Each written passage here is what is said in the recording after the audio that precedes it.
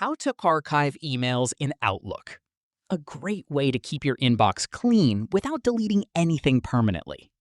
First, open Outlook and find the email you want to archive.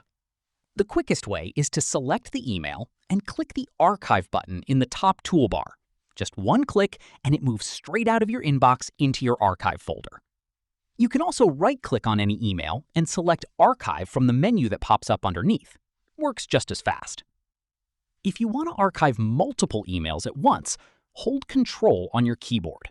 Click each email you want to select, and then hit the Archive button to move them all in one go. To find your archived emails later, just look for the Archive folder in your left side panel. Everything is stored there and fully searchable, so nothing is ever lost. And that's it.